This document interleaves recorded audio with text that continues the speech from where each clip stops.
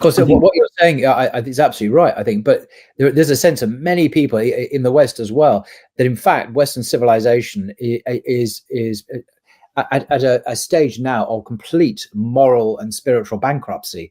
It has no vision of life to offer anyone, that it tolerates, indeed, provides diplomatic and military and political cover for the most appalling atrocities and genocides, literally as we speak.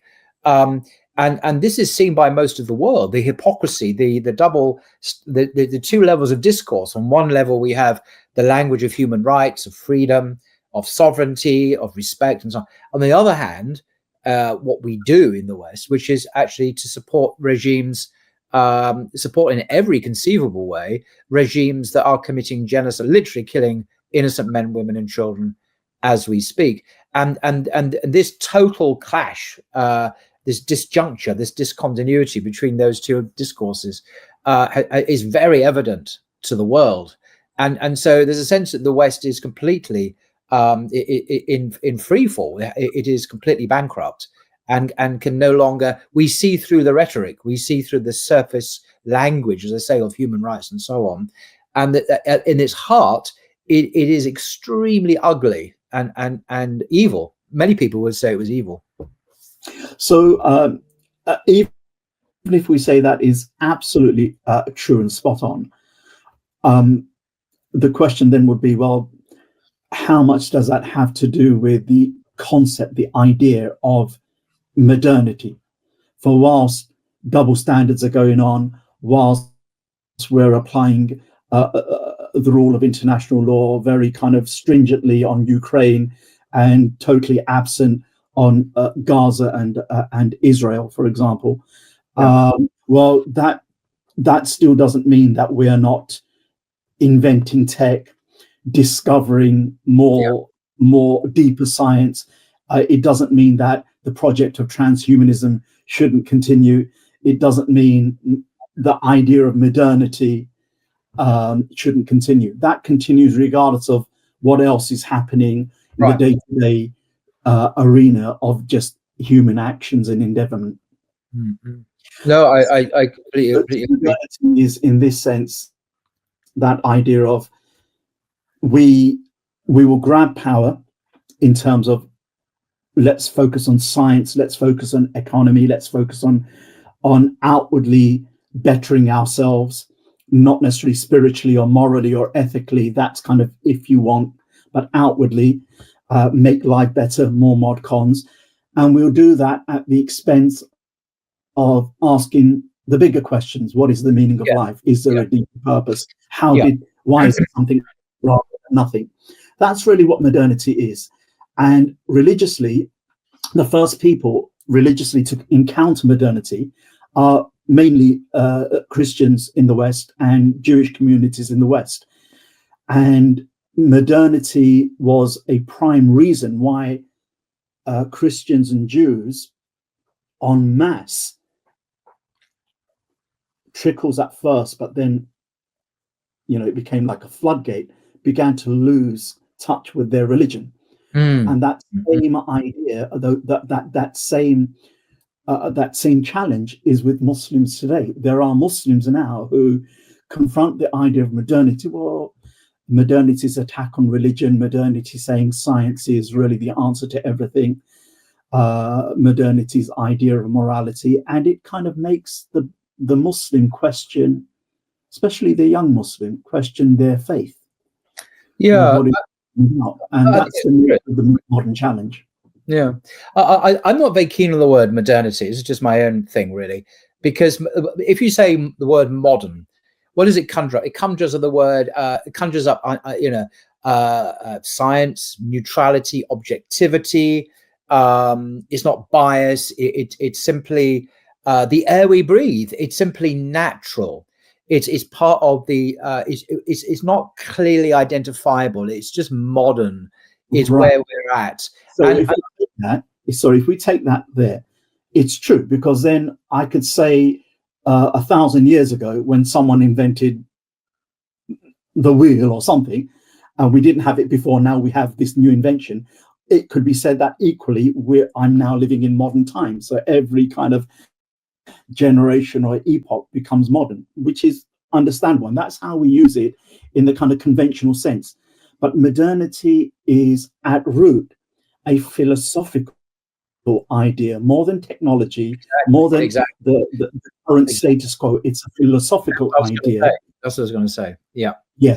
And that's really how we need to see the word modernity. How we use the word modern in common parlance, in common language. Fine, you've mentioned that. But we're actually talking about a philosophical way of looking at ourselves and the world, which is called modernity.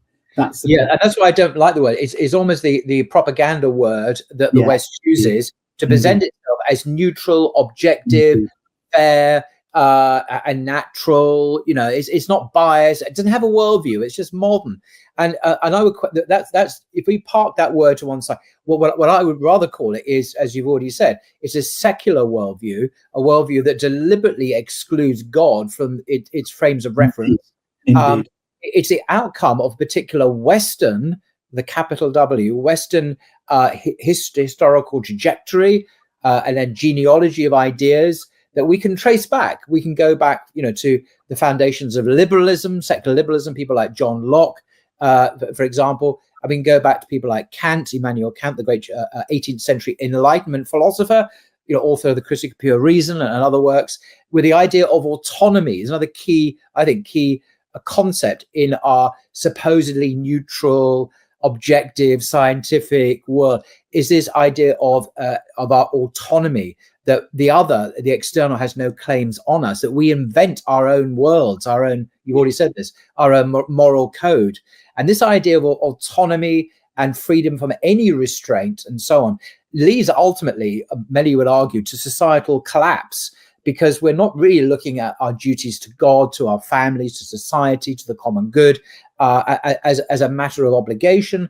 We're very much concerned with our own hedonistic and ultimately nihilistic world, which is my own pleasures. It's kind of a pleasure-seeking morality. And so it's not innocent. It's not neutral, objective, just there.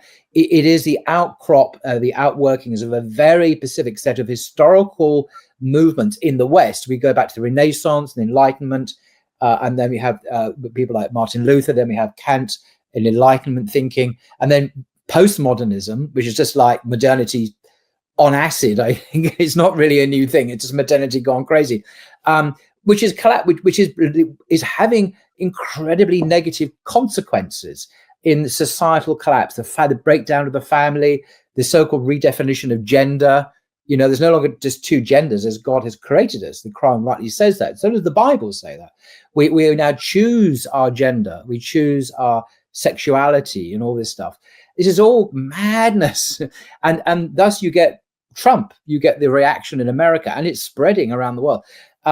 So I think it's the unveiling of this modernity word or language that I'm very keen on. It's not modern. That's part of the PR of the ideology. The reality is much more biased and metaphysically loaded. Absolutely. It's loaded with assumptions about the nature of reality. And it's that your book is actually very good at unveiling. You unveil it beautifully. And we're going to look at, does science point to God? You look at particular atheistic understandings of science, which are not required by science. They go way beyond what science requires.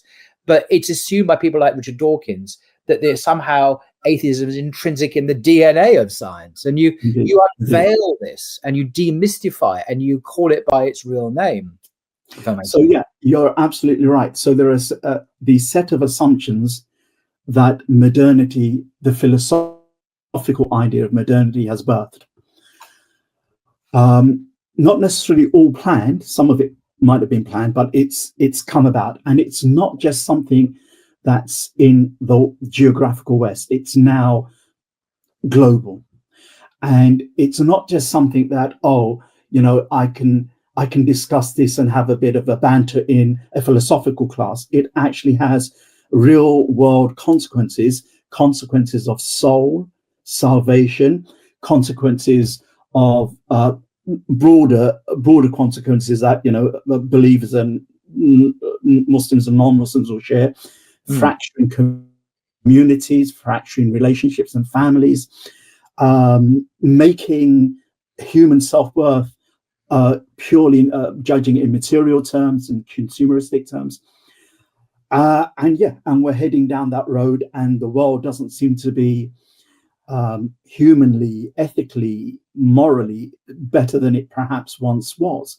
And that's to do with the nature of modernity. And all I'm trying to do in this book and in these essays is to get the reader, particularly our fellow Muslims,